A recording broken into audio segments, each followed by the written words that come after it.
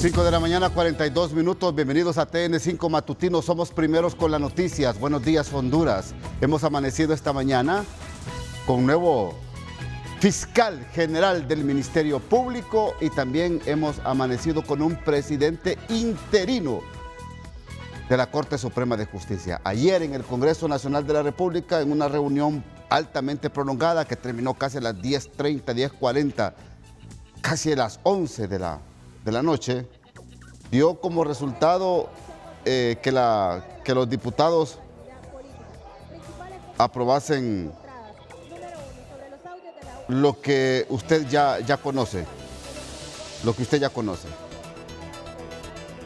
Juan Pablo Tedor es el nuevo fiscal, o Pablo Emilio Reyes Tedor fue juramentado ayer como nuevo fiscal general del Ministerio Público. Terminará el periodo que le faltaba concluir a Joel Zelaya, exfiscal, y que ayer mismo presentara ante el Congreso Nacional de la República un recurso de inconstitucionalidad para que a la vez este sea mandado al Poder Judicial.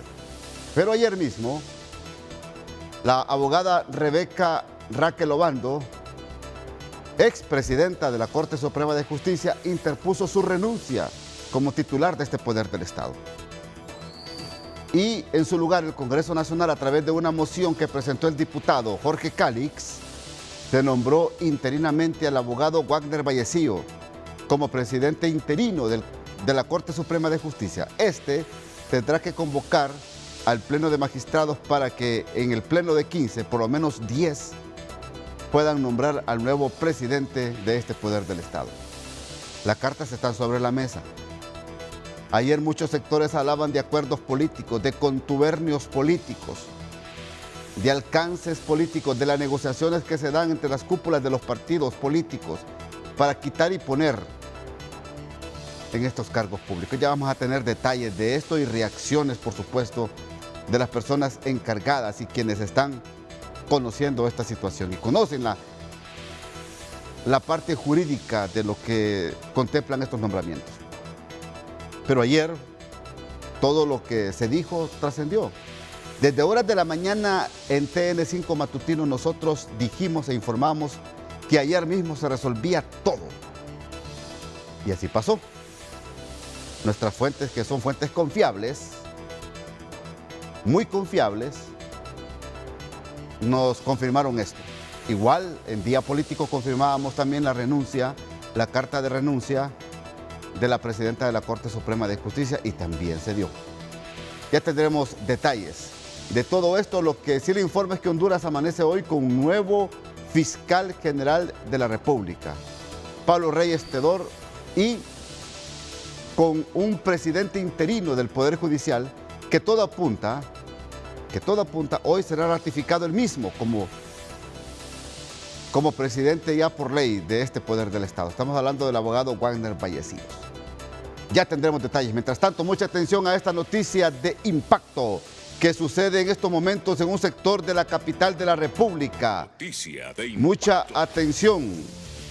El Cuerpo de Bomberos está informando a esta hora de la mañana de un incendio estructural que se está dando en un reconocido centro comercial de Comayagüela. Estas son imágenes que nos comparten a esta hora de la mañana los elementos del Cuerpo de Bomberos. Dejemos el audio.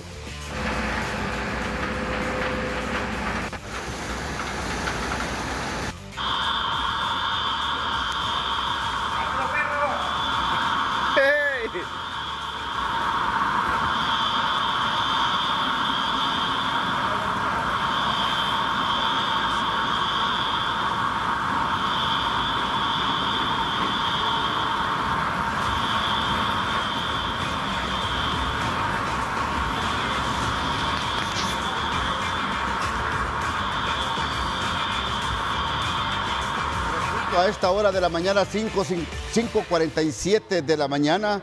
Esto es lo escueto que les puedo informar. Solamente el reporte de un incendio estructural en un reconocido centro comercial de Comayagüela, donde una bodega de una reconocida tienda ha sido consumida no en su totalidad, pero sí en una buena parte, ha sido consumida por las llamas. la presencia inmediata de los elementos del Cuerpo de Bomberos a esta hora es importante para poder reducir los impactos que estaría dejando este incendio estructural, repito, en un reconocido centro comercial de Comayagüela. Ya estaremos en vivo con María Fernanda Rodríguez. Me avisa, por favor, Edgardo, si ya tenemos a María Fernanda, para que nos pueda dar información de esto que estamos viendo en pantalla. Repito, incendio estructural, estaría quemando una bodega de una reconocida tienda de venta de ropa, zapatos y otro tipo de mercancía en un mall de esta capital de la República. Esto nos informan los elementos del Cuerpo de Bomberos a esto. Vamos con el resumen de las patrullas TN5 y comienzo aquí con la capital de la República, porque una mujer tras aparatoso accidente y salto mortal en la salida el norte de la capital de la República ha perdido la vida. Mire qué terrible. El informe dará a conocer si andaba en estado de ebriedad o no, o fue un despiste que le llevó a provocar este mortal accidente. El resumen de la patrulla TN5 a continuación.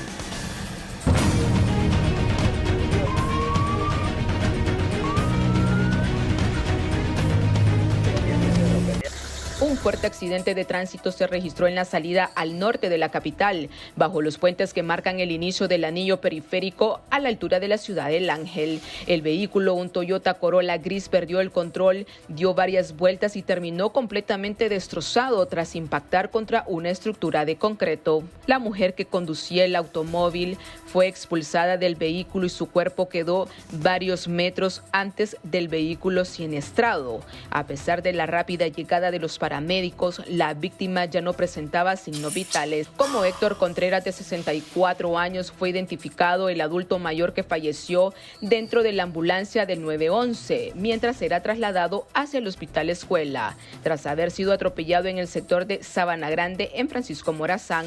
Según los paramédicos, el adulto mayor no resistió las heridas y los golpes sufridos en el accidente. Las autoridades investigan las circunstancias que provocaron este lamentable suceso que enluta a la comunidad. Un hombre fue encontrado sin vida este miércoles en el interior de una cuartería ubicada en la colonia San Buenaventura, en Comayagüela. Según información preliminar, el ciudadano no había sido visto desde el pasado lunes. Las primeras indagaciones apuntan a que la muerte podría tratarse de un suicidio. Las autoridades de medicina forense se trasladaron al lugar para realizar el levantamiento del cuerpo y continuar con las investigaciones.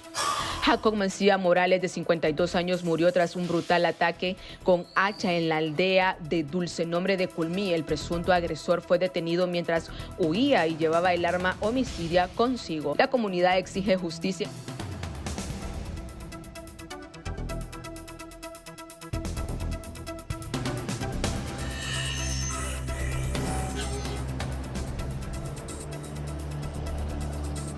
Noticia de impacto. Muy buenos días, Ramón. Como siempre, TN5 primeros con la noticia. Estamos ya ubicados cerca del centro comercial de salida aquí al norte, donde se ha incendiado una tienda y ya están llegando bastantes cuerpos de bomberos porque todavía no se ha tocado. También se encuentran miembros de la alcaldía también que vienen a ayudar porque no pueden todavía apagar el incendio en los interiores. Los portones están cerrados, hay personal ya afuera de los centros comerciales que vienen a trabajar. Sin embargo, las autoridades las han sacado para poder a sofocar el fuego. Ya está usted viendo otro camión del cuerpo de bomberos porque no ha sido suficiente. Las autoridades que están todavía dentro, los miembros de los bomberos, y también tienen otro equipo especial, ya que la tienda está cerrada y el incendio se inició en su interior. De acuerdo a lo que nosotros podemos estar observando, son varias las mangueras que están ellos utilizando, tanto agua como del centro comercial, también con apoyo de los camiones del cuerpo de bomberos, y también han llegado en socorro personal de la alcaldía, porque también se dice que todavía en el interior todavía hay llamas. Como usted puede ver en las imágenes, ellos están tratando de abrir completamente la tienda para poder ingresar y poder apagar el incendio porque se dio desde los interiores. En las partes de afuera ya se encuentra personal, también están los guardias de seguridad donde están en los portones para que no pueda ingresar ningún otro persona que no sea pues autorizada por parte de los bomberos y también por las autoridades también de la alcaldía que ya se encuentran en el sector. También están tratando de quitar el portón principal con un equipo especial. Han bajado varias herramientas para poder levantar la cortina que tiene la tienda en su puerta principal y poder ingresar, porque todavía ellos están tratando de abrir completamente la puerta. El portón principal que usted puede ver, que es una cortina, no han podido ingresar, por lo tanto están utilizando equipo especializado, así como herramientas para poder ingresar y poder pues apagar el fuego, porque es en el interior lo que está sucediendo ya a esta tienda de ropa, lo que usted puede observar. Con imágenes de Cristian Muñoz, retorno con usted. Buenos días.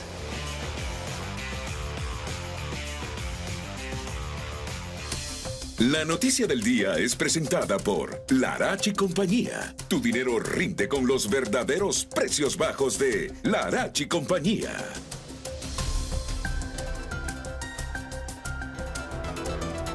El Congreso Nacional de la República ayer juramentó como nuevo fiscal general del Ministerio Público al abogado Pablo Emilio Reyes Tedor, como sucesor de Joel Zelaya, que fue destituido de su cargo al frente del Ministerio Público. Con un total de 93 votos a favor, provenientes de 4 bancadas, se confirmó la destitución del fiscal general Joel Zelaya luego de concluir el proceso de juicio político en su contra. Es un tipazo, expresaron algunos diputados sobre Reyes Tedor, aunque se añadió que quedará en manos de la opinión pública quien valore la designación en su momento. Luego, siempre en las mismas horas de la tarde, de ayer, tarde-noche, se conoció de la renuncia de la presidenta de la Corte Suprema de Justicia, la abogada Raquel Obando, la misma que se consumió con una carta que envió de renuncia ante la Secretaría de este Poder del Estado. Le voy a presentar a usted el resumen porque tengo a la abogada Ruth Lafosse que me va a dar un criterio jurídico de lo que ha pasado ayer en el Congreso Nacional. Pero antes escuchemos y miremos esta entrega informativa del resumen de lo que pasó ayer en el Congreso Nacional.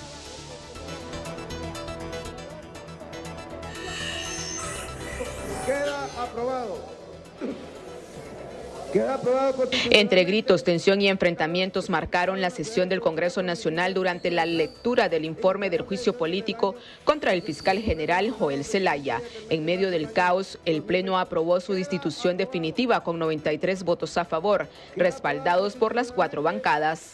Se aplica el juicio político con la decisión por amplia mayoría de 93 diputados de destitución del fiscal general Joel Zelaya. Eso significa que él queda destituido del cargo. La misma ley especial de juicio político establece que una vez llevado a cabo la votación y se dé la destitución y existe una vacancia, se tiene que proceder a la elección de su sustituto. El informe de la Comisión Especial concluyó que Zelaya incurrió en actuaciones contrarias a la Constitución, además de negligencias y la falta de independencia de sus funciones. Destituir de forma permanente al señor Joel Antonio Zelaya Álvarez del cargo de fiscal general de la República de Honduras por haberse comprobado responsabilidad política. Por su parte, el fiscal general suspendido Joel Zelaya presentó ante la Comisión Especial del Congreso Nacional, nombrada para establecer el juicio político, un recurso de inconstitucionalidad vía de excepción en contra del decreto ejecutivo 51-2013. Yo he sido claro y no quiero ir al Pleno y decirles, realmente el interrogatorio que se me hace a mí es un interrogatorio de chismes. Nunca presentaron una prueba contundente contra mí. Díganme qué presentaron contra mí. Nada. Entonces, para mí es un placer haberle servido a este país. Seguiré comprometido con la justicia y donde sea que esté, voy a llevar la frente en alto. Desgraciadamente, quien va a pagar este acto, somos todos nosotros, porque esta demanda la voy a interponer ante los órganos competentes. He puesto un recurso aquí vía excepción. Quiero ver qué me contesta la comisión. En la misma sesión, el Congreso juramentó como nuevo fiscal general al abogado Pablo Emilio Reyes, quien asume la titularidad del Ministerio Público en medio de cuestionamientos y expectativas. Artículo número 4. Nombrar al ciudadano Pablo Emilio Reyes Teodore en el cargo de fiscal general de la República, quien ejercerá sus funciones por el tiempo restante del periodo constitucional correspondiente conforme a lo establecido en la Constitución de la República, la Ley del Ministerio Público y demás normativas. Mientras diputados de Libre manifestaron su rechazo dentro del hemiciclo. Los mismos que días antes en todos los medios de comunicación dieron declaraciones contra él, destituyéndolo desde las redes sociales, destituyéndolo desde este Congreso, encendiendo el micrófono contra él, fueron los mismos que lo juzgaron. Y el pueblo hondureño sabe que hubo una total indefensión. Acusaciones directas que al final se convirtió en una lucha frontal entre varios compañeros.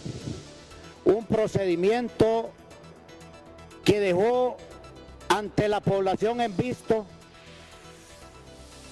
que la mayoría de los que estaban enfrente de él acusándolo desconocían los procedimientos judiciales. En un giro de último momento. Bueno, esto fue lo que pasó ayer en el Congreso Nacional. Abogada Ruth Lafosse, gracias por estar con nosotros, experta en temas constitucionales. Su valoración y su interpretación de lo que pasó ayer en el Congreso Nacional. Les saludamos aquí en TN5 Matutino. Buenos días. Muy buenos días. Gracias por el espacio. La verdad es que los controles constitucionales debían aplicarse. Y en lo que se refiere al fiscal general, hoy destituido provisionalmente y después ya destituido definitivamente, y al no acudir a la audiencia que le correspondía dentro del juicio político, que es un control constitucional, este actor dentro de ese conflicto no demostró pues lo que pasó en el proceso electoral, su actuación contra el bloqueo, su actuación contra la soberanía del pueblo, su actuación contra el poder soberano y el proceso electoral. Entonces todo esto, este factor de presión, la institucionalidad deja de ser una contención y pasa a ser prácticamente un instrumento de poder por parte del fiscal general. Así que la audiencia, lo que queda claro es que no hubo una explicación capaz de restituir la confianza pública de un fiscal general de la República. Y en ese contexto, como hondureño, bueno, marcado por esas tensiones, por esas denuncias, por esa desconfianza, el control político era determinante. No había marcha atrás para lograr que se ejecutara, y al final pues se ejecutó. Era una obligación del Congreso Nacional proteger a la población y quitar a una persona que le estaba causando daño. Entonces el juicio político no es prácticamente, como se ha dicho, no es un debate técnico, es el momento en que el pueblo a través de sus representantes evalúa si el poder se usó para proteger la soberanía o para afectarla. Y esto quedó obviamente demostrado con las respuestas evasivas del fiscal general en su audiencia ante la Comisión de Averiguación o de Investigación. El tema de la renuncia también de la presidenta de la Corte Suprema de Justicia, que con su renuncia evadió la figura del juicio político, ¿cómo lo interpreta usted? Mire, yo lo podría interpretar en cuanto a la renuncia en medio de un juicio político. Definitivamente es como una evasión de responsabilidad por parte de esa funcionaria. Cuando una alta funcionaria sale o intenta en medio de un escrutinio como es un juicio político, el país lo que percibe es que no hay un cierre institucional. El juicio estaba abierto, debía haberse.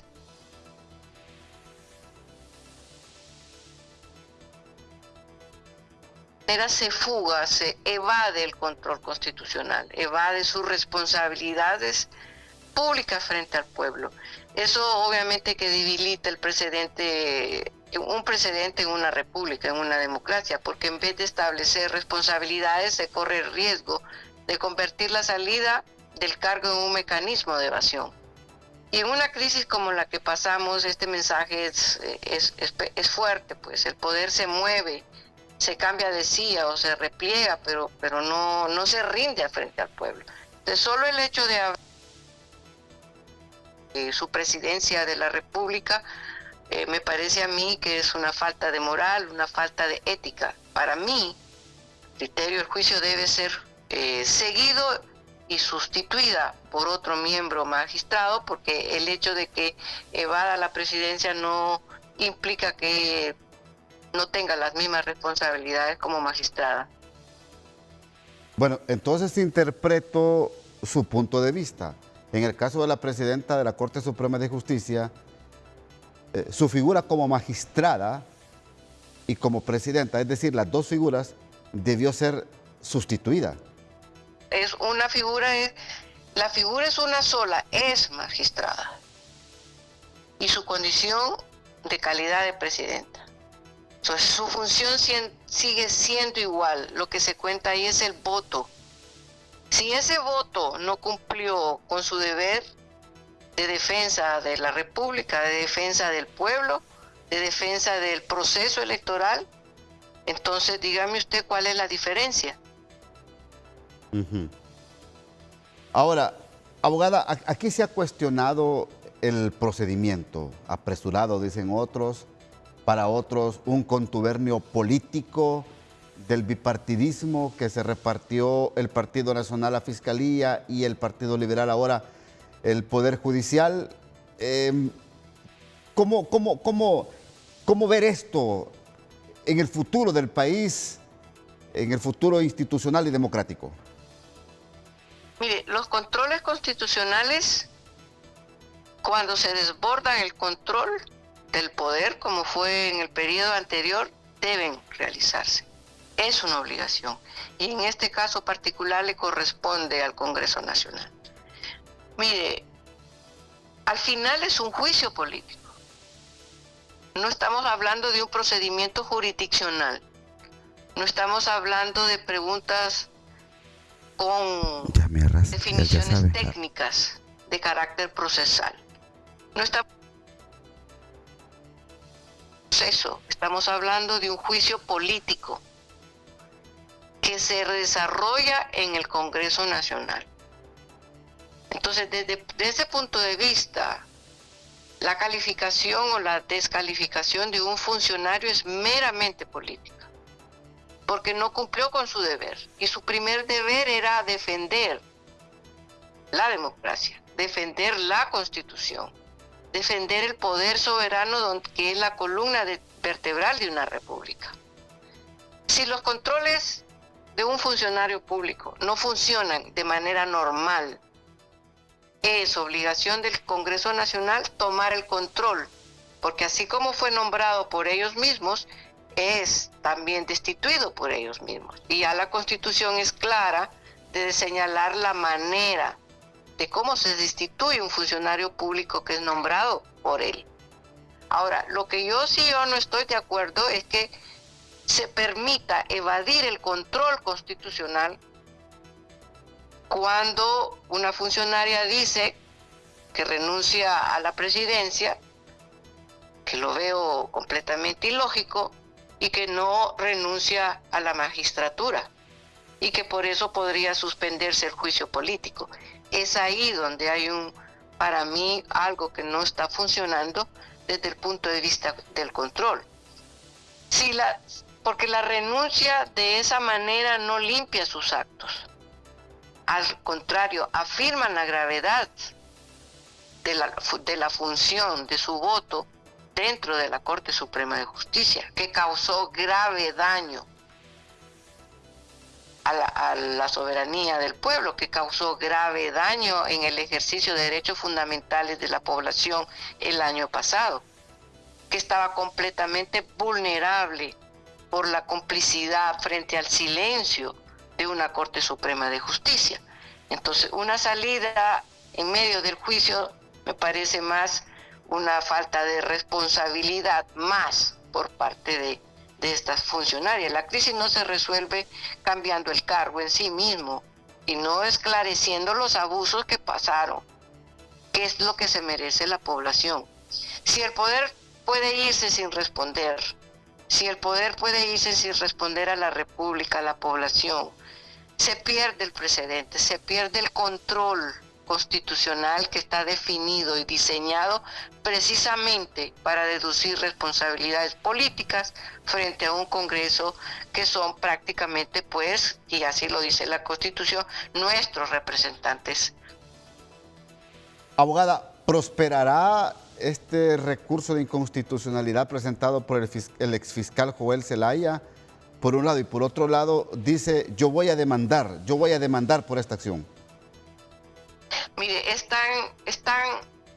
cuando uno piensa en un fiscal general, piensa en un alto grado de conocimiento jurídico. Es el que representa los intereses de la población. Y a mi modo de ver, me parece inaudito que en un juicio político se esté mezclando asuntos de carácter jurisdiccional. Ya la ley contempla y es clara que no cabe ningún recurso sobre ese punto. Ningún ente internacional, ningún organismo es competente para poder conocer asuntos políticas, y menos un órgano jurisdiccional como sería el caso de la Sala Constitucional. De plano debe ser inadmisible por falta de todos los requisitos jurídicos para el caso. Concluyo con esto. Vimos los hondureños más de lo mismo, repartirse cargos, los partidos políticos, es decir, no aprenden los políticos, no se quitan esas mañas de ponerse de acuerdo para repartirse cargos importantes en la estructura del Estado, abogada.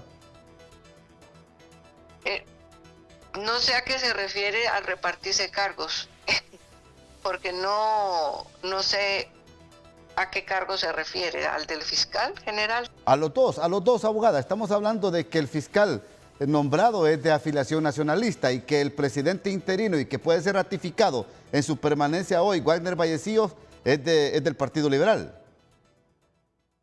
Bueno, esas son las cosas que hay que afinar y que los partidos políticos van a tener que aprender con todo lo que ha pasado. Mire, la situación en el país es delicada porque el Estado de Derecho, tal como estaba estructurado, no podía seguir de esa misma manera. Sí. O sea, no había posibilidades de respuesta a las necesidades del país o a una eficiente gobernanza por parte del nuevo presidente de la República con las actuales estructuras que estaban gobernando anteriormente. Sí. Cuando hay un juicio político de esta naturaleza y que no es continuo, no es muy, como dicen, que se da todos los días, las circunstancias en que se da también son bastante, podríamos decir, rápidas. No podía esperarse un asunto de responsabilidades políticas a tomar decisiones tardías. Entiendo yo que el que es hoy fiscal general estaba dentro de la nómina, y así deberíamos entenderlo. Y que la actual presidenta, en medio de un juicio político, renuncia como presidente. Ahora bien, si ella, desde el punto de vista que ella ha renunciado a la presidencia, quien debe decidir quién es el presidente es la Corte Suprema de Justicia. Ok. Gracias, abogada Ruth Lafosse, muy amable por atendernos en el matutino. Gracias. Buenos días y muchas gracias. Hasta luego. Gracias. Abogado Russell Antonio Tomé Flores, de filiación del Partido Libertad y Refundación, exdiputado. tus interpretaciones, por favor, de lo que ha pasado en el país y lo que pasó en el Congreso ayer. Les saludamos. Buenos días. Muy buen día, Ramón Matute. Saludo a toda su audiencia. El día de ayer se evidenció que en Honduras no hay Estado de Derecho. Es claro que hubo todo lo que es el quiebre institucional, cuando lo que a todas luces ha habido es una repartición de cargos por los partidos políticos tradicionales, un fiscal general para el Partido General, una presidencia de la Corte para el Partido Liberal. Escuchar argumentos como los que han planteado, que no podía continuar el gobierno porque era de otro partido, es como cuando nosotros ganamos que dijéramos que no podíamos seguir con el fiscal anterior porque era partícipe del golpe de Estado, un golpe de Estado condenado, una narcodictadura condenada internacionalmente, pero nosotros como partido le cumplimos al pueblo esperando que terminara el periodo que la ley estableció para el fiscal general. Ahí estuvo Rolando Argueta hasta que terminó su periodo, y al terminar el periodo elegimos la nueva Corte Suprema de Justicia. Hicimos todo el procedimiento que establece la Constitución, y lo mismo se hizo con el fiscal en aquel momento, Oscar Chinquía. Se le respetó el plazo que le correspondía conforme a la ley del Ministerio Público. Nosotros hoy vemos reflejado, primero, que en Honduras vuelve el procedimiento tradicional del bipartidismo, de querer tener controlada la institucionalidad, porque eso les permite imponer lo que hizo la narcodictadura, control de todas las instituciones. Les estorbaba el fiscal Joel Zelaya porque era de otra visión partidaria, pero que era un funcionario que iba a aplicar la Constitución y no iba a someterse a los mandatos que ellos quieren. Y les estorba la presidenta de la Corte, la presidencia, fíjense bien, no que sea magistrada. Lo que les estorba es que estando el presidente de la Corte esté atenta de que no vayan a manipular la justicia para intereses partidarios. ¿Y qué es lo que viene? De las mafias oscuras que se han repartido el país. Vienen nuevamente beneficios para el narcotráfico, van a la devolución de todos los bienes, de lavado, todo lo que está involucrado en el narcotráfico, y ahora que tienen control de la Corte, van a repartirse. Así lo hicieron cuando despenalizaron el lavado de activos, cuando ya caminaban a que Honduras fuera declarado un país gris.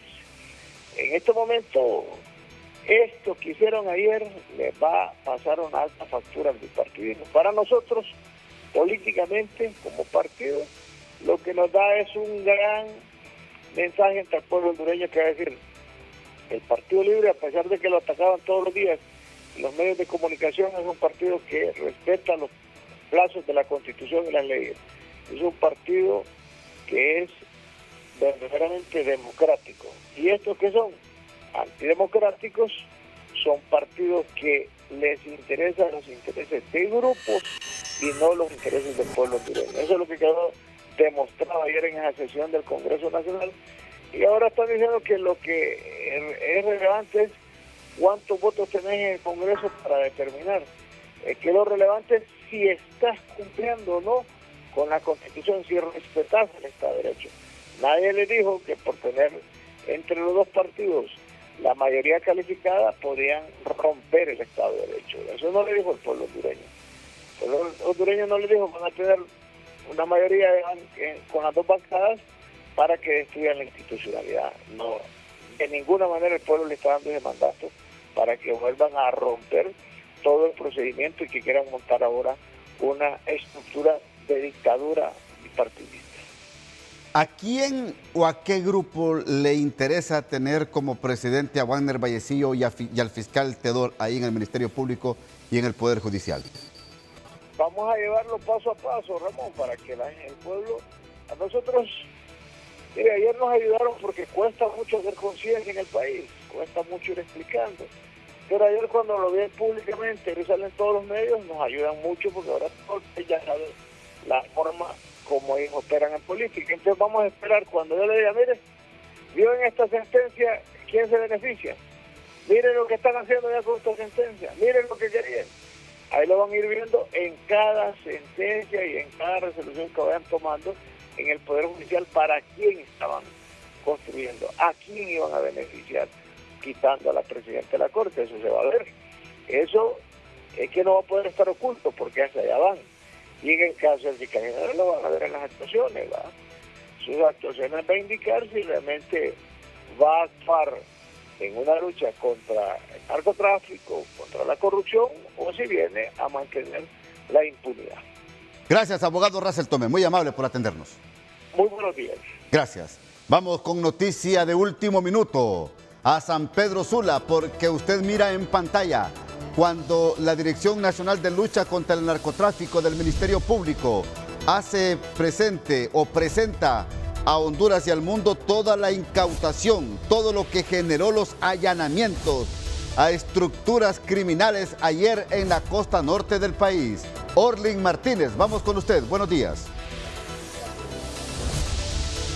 Bien, buenos días, licenciado Ramón Matute. Buenos días a todos los televidentes de TN5 Matutino. En efecto, nos ubicamos en las instalaciones del Ministerio Público, ubicado en La Puerta, en San Pedro Sula, donde a esta hora se van a presentar las evidencias de la operación que se desarrolló ayer en varias regiones del país, pero particularmente decomisos que se han efectuado en San Pedro Sula. Un total de al menos 76 millones de lempiras estaría valorado toda esta producción, este producto que han decomisado, entre ellos marihuana y cocaína, supuestamente lo que han decomisado y que ya se encuentran embalados y prestos para hacer la presentación. Estará el director de la lucha contra el narcotráfico en este lugar ya en unos minutos. Mientras tanto, la presentación pues se hará en cuestión de minutos. Repito, un total aproximado de 76 millones de lempiras está valorado esta mercadería, entre ellas marihuana y cocaína, la que han decomisado en esta operación Trueno en su etapa 2 y que se ha desarrollado en varias regiones del país. Es así, vamos a dialogar. Aquí Eduardo, ya en unos minutos Eduardo se hace esta presentación.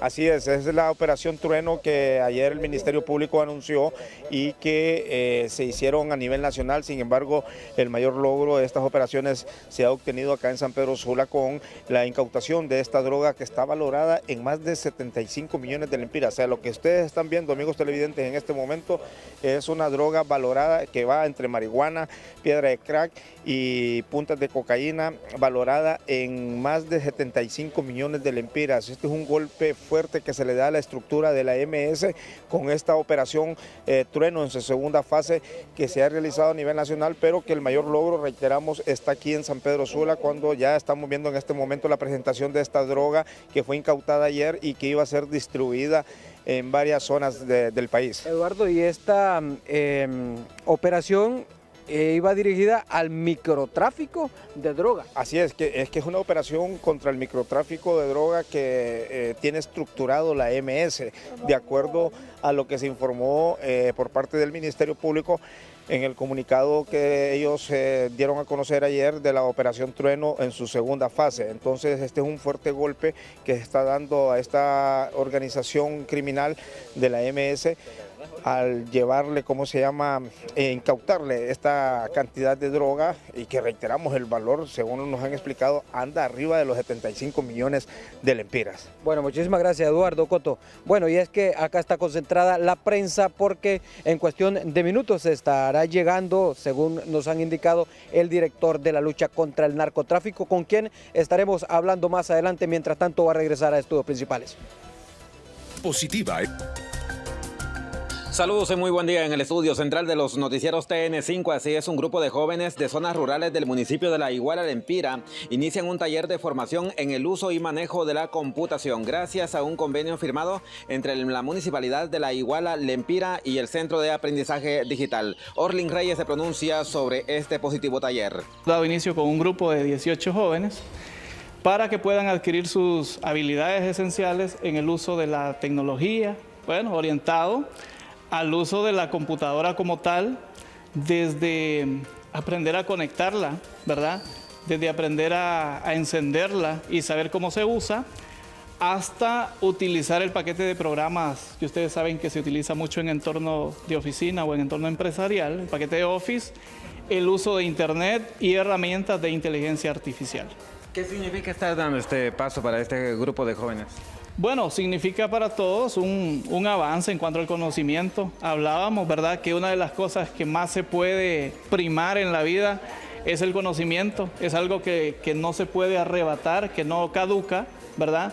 El conocimiento y todo aquello que se aprecia en algún momento rinde su fruto. El taller sobre el uso y manejo de la computación para estos jóvenes tiene un periodo de 3 meses y los mismos se certifican al final de la jornada, ha destacado. Es nuestro contacto informativo. Retorno con usted al estudio central de los noticieros TN5.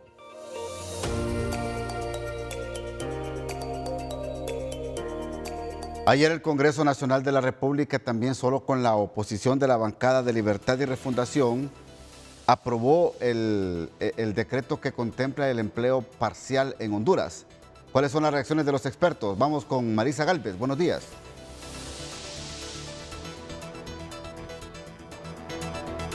Así es, muy buenos días. Ya me acompaña el abogado y experto en temas laborales, Germán Leicelar, pues que nos comenta acerca de esta ley de empleo parcial que se aprobó ayer en el Congreso Nacional, que pues ¿vendría algo positivo para el país con esta ley? Abogado, buenos días. Bien, gracias, muy buenos días.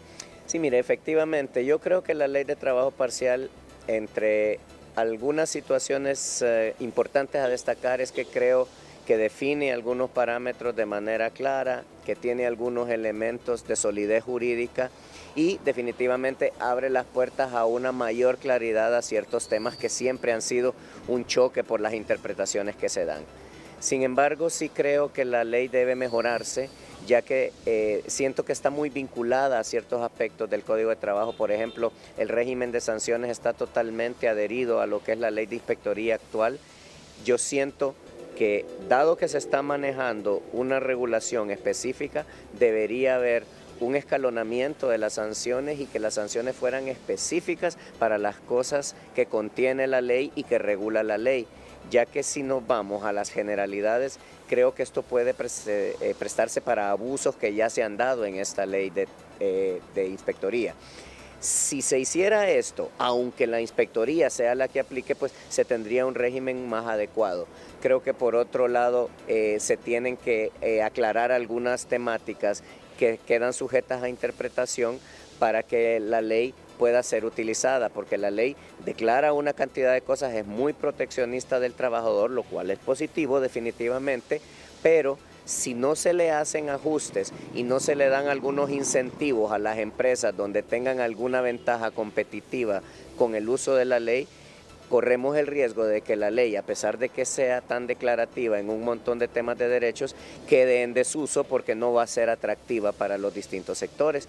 Por otro lado, creo que es importante que el Congreso, aparte de ampliar esto que acabamos de mencionar, ya sea en reformas a esta ley, creo que la debe reglamentar y que deberían también empezar a ver proyectos con regulaciones más amplias para otras áreas, porque el objetivo esencial no debe ser simplemente la regulación del término de la Semana Santa o del feriado morazánico o de la Navidad, sino que debe ser una ley que tenga vigencia permanente y que todo el tiempo esté generando condiciones para que muchas personas se puedan sumar al sector formal de la economía, porque hay mucho trabajo en el país, pero este trabajo no se realiza a través de gestiones de empleo que entren al sistema formal, y eso lo que hace es que limita las captaciones de impuestos, las captaciones del seguro social, y eso hace que esto no tenga la solidez y la fuerza que necesita la clase trabajadora.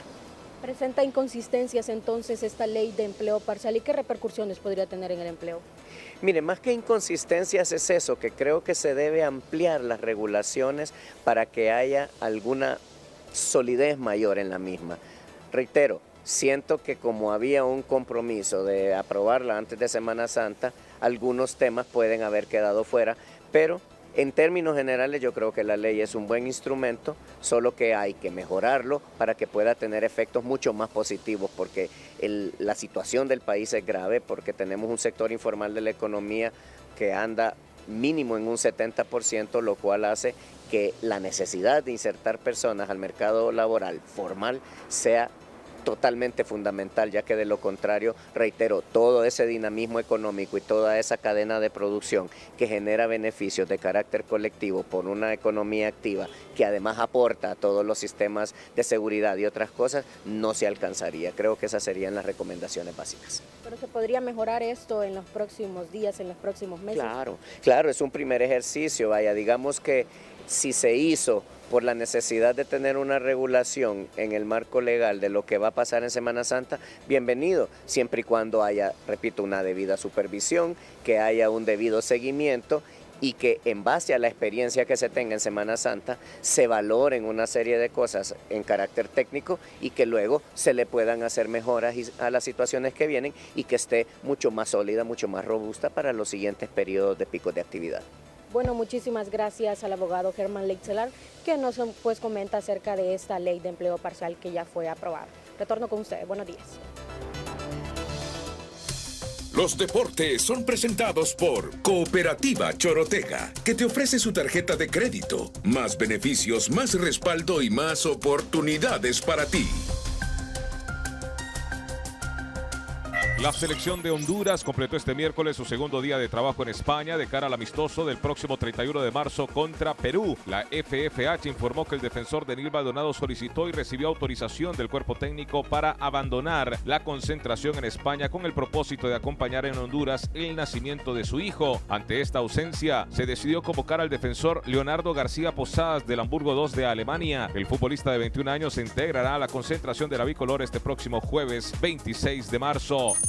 Este miércoles también se han conocido las nuevas camisetas de la selección nacional de cara al Mundial 2030. La camiseta de local mantiene el clásico color blanco e incorpora una franja vertical en tono azul y otra en color turquesa. El de visitantes de color negro acompañado de detalles en azul turquesa en el cuello y las mangas. El tercer uniforme presenta un diseño diferente con 3 grandes franjas verticales en azul turquesa y blanco. El estreno de la nueva camiseta será justamente en el juego de preparación contra Perú a disputarse el 31 de marzo en el Estadio Butarque en Leganés, encuentro que podrás ver por Telecadena, Canal Deportes TVC y la app de TVC Plus.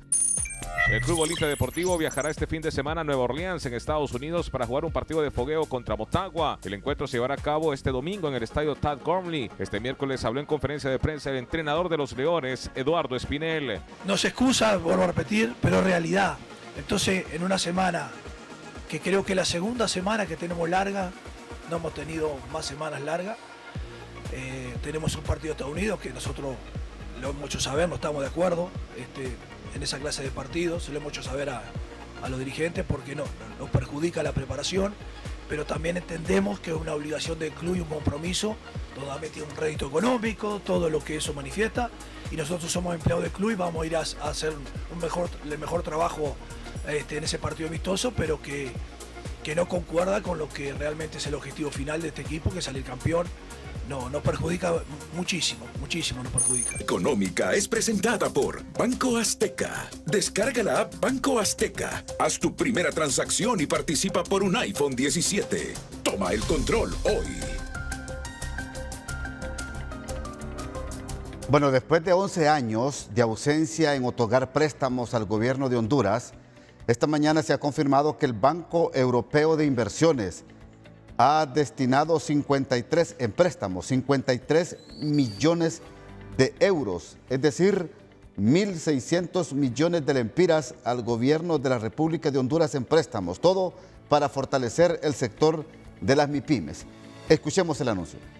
Hace 11 años el Banco Europeo de Inversiones no estaba presente en Honduras y hoy, después de 11 años, nos sentimos finanzas y yo como presidente de la República nos sentimos muy satisfechos y muy agradecidos por la confianza en Honduras. Y yo quiero que ustedes puedan escuchar del embajador Gonzalo de la Unión Europea lo que significa esto de apoyo, generación de empleo para Honduras. Muchas gracias, presidente. Tenemos el honor de anunciar que hoy mismo la Junta Directiva del Banco Europeo de Inversiones ha aprobado un préstamo de 53 millones de euros, que son 1.600 millones de lempiras, para acceso a finanzas sostenibles de las MIPYMES para generar economía verde. Estimamos que eso va a suponer para los hondureños unos 72.000 empleos, presidente. Y cabe destacar que este préstamo incluye un gran elemento de concesionalidad para que Honduras se endeude menos y con mejores condiciones. Hay unos 15 millones de euros, que son aproximadamente 460 millones de lempiras, de concesionalidad. Y por tanto estamos muy satisfechos. Honduras es el segundo país de América Central, después de Costa Rica, que puede tener este anuncio. Y esto supone una gran muestra de confianza en Honduras y va a atraer a muchas empresas europeas.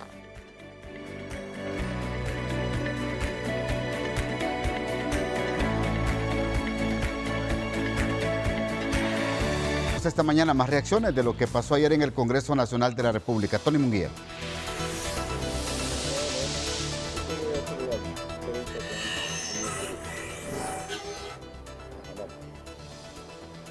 Buenos días, muy buenos días. Buenos días, Ramón. Esta mañana dialogamos con el abogado Oliver Erazo. Bueno, lo que ha dicho en las últimas horas el exdiputado Russell Tomé, ¿cómo reacciona? Bueno, el burro hablando de orejas es difícil. No hablemos de corruptos porque sobre él pesó una condena, el Tribunal de Sentencia que lo condenó y condenado estuvo ejerciendo el cargo como miembro de la Junta Directiva del Poder Legislativo. Creo que Russell debería de tener un poco más de vergüenza propia y de altura moral para estar hablando y señalando a otras personas que aún no han sido sometidas y vencidas a juicio.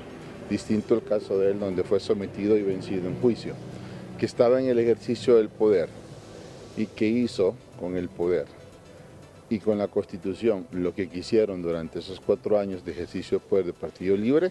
Esa es otra historia y el pueblo hondureño se los pasó y se los cobró en las urnas. Entonces, lo llamo a la prudencia y a la coherencia, a la congruencia lógica y mental, y que se apegue a la verdad histórica y jurídica de la cual ha sido objeto él mismo.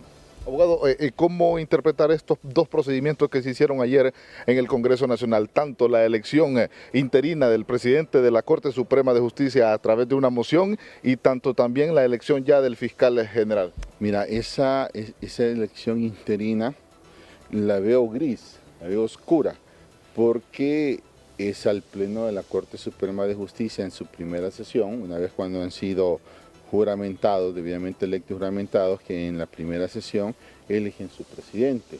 No es directamente el Poder Legislativo quien lo elige a través de moción. A través de moción se elige, en cuyo caso, al nuevo magistrado que debería de haber integrado por la ausencia de, entiendo yo, de la ex magistrada presidente, o no sé cuál es la figura que está utilizando, si lo que están haciendo es dándole al tol con el dedo al pueblo hondureño, de decir de que está renunciando al cargo de presidencia, pero va a quedar integrando siempre la Corte, lo cual sería una burla absoluta al pueblo hondureño, porque hay razones suficientes, bueno, ella para interponer la renuncia, ella como otros 3 magistrados más, o en su defecto, tendrán que volver a darle trámite a los expedientes de juicio político. O sea, no se pueden burlar del pueblo hondureño. El pueblo hondureño ha sido claro en su mandato.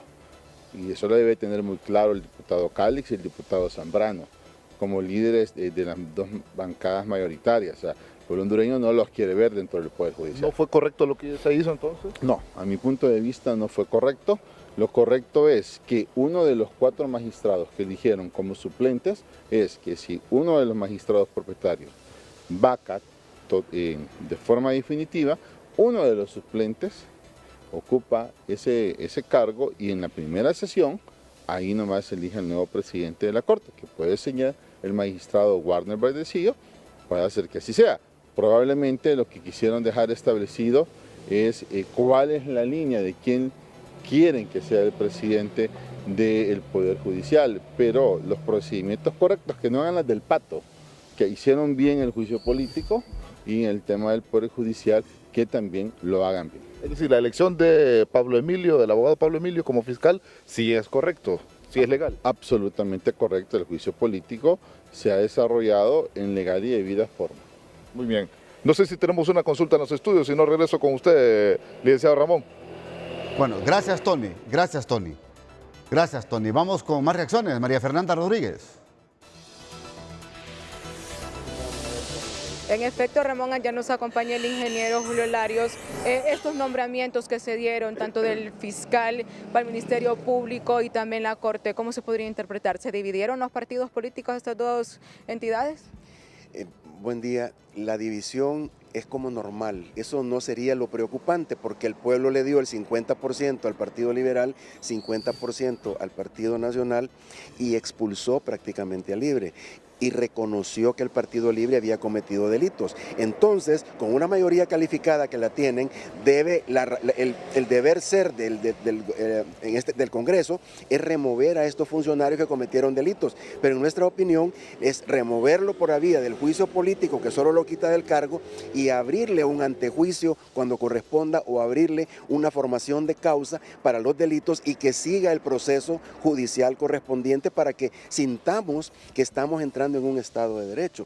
El nombramiento del fiscal interino es una atribución porque es directamente el Congreso el que nombra estos cargos, pero en el caso de la Corte Suprema no es así. La Corte Suprema la elige el Congreso y los 15 magistrados eligen al presidente. Ahora, ante quien debe renunciar el presidente de la Corte Suprema es ante el Pleno, y ellos internamente nombran a un nuevo presidente sin perjuicio y sin participación, porque es un poder independiente. Ahora, cuando renuncia la presidenta de la Corte ante el Congreso, estaría renunciando de su condición de magistrada de la Corte Suprema. ¿Podría afectar esto a los partidos políticos, tanto Libre como Nacional? Mire, no es que afecta a Libre, no, es que no se está cumpliendo la ley como debe ser y está diciendo que van a hacer las mismas arbitrariedades que hizo Libre, y eso no es aceptable. Ahora que se ha convocado, entiendo, no estoy seguro, no lo sé de fuente, digamos, fidedigna, un pleno de la Corte Suprema, pero hasta donde yo he podido ver en la ley, el Congreso Nacional no tiene atribuciones para nombrar a un presidente. Él lo único que puede hacer es aceptar la renuncia como magistrado y quedan 14. ¿Qué tipo de arbitrariedades se cometieron ayer? Mire, se quiere hacer justicia porque estas personas cometieron delitos durante el proceso electoral y deben ser castigadas. Pero eso no quiere decir que se van a cometer ilegalidades o más ilegalidades para corregir las ilegalidades que se cometieron en este momento. A mi opinión es que no se ha seguido el proceso correcto en el caso de la Corte Suprema. Por ejemplo, porque tiene que renunciar la presidenta. ¿Ante quién lo eligió? ¿Quién lo eligió? El Pleno de la Corte. Y no puede ser, se queda ahí y es presidente. Hubo reformas para quitarle poderes a la Corte Suprema recientemente. Todo eso quiere decir que hay una intención del Congreso de poner cierto orden en la Corte para evitar excesos, lo cual es correcto, pero si ellos empiezan a cometer ilícitos o acciones al margen o de necesidad política, es un problema que le puede pasar y le va a pasar factura a los dos partidos en las elecciones de 2029. Y cierro diciendo, está bien que limpien, pero que lo hagan de acuerdo a ley. Bueno, muchísimas gracias al ingeniero Julio Larios y también analista. Esto es lo que estaría ocurriendo en las próximas horas, tanto en la Corte y en estas instituciones como el Ministerio Público. Retorno con ustedes. Buenos días. Así de sencillo. Hay inconformidad inclusive en la misma Corte Suprema de Justicia. Porque en el interior de la Corte Suprema de Justicia los magistrados dicen que no tuvo que haberse nombrado de parte del Congreso un presidente interino, que tuvo que haberlo conocido primero el Pleno, la renuncia de Raquel Obando como presidenta de este poder del Estado. Y que ahí mismo ellos, en el conocimiento de esta solicitud de renuncia, se hubiese nombrado un presidente interino o en su defecto, un presidente del Poder Judicial permanente. Esto ha conllevado a que se convoque, a que se pueda convocar a un pleno sin la presencia de dos magistrados, Roy Pineda, que está en España, y Mario Díaz, que está en República Dominicana, aunque la ley establece que pueden estar vía Zoom, si es que van a estar los 15 magistrados y nombrar o en propiedad a Wagner Vallecillo o en su defecto nombrar a otro. Tiene que tener 10 votos.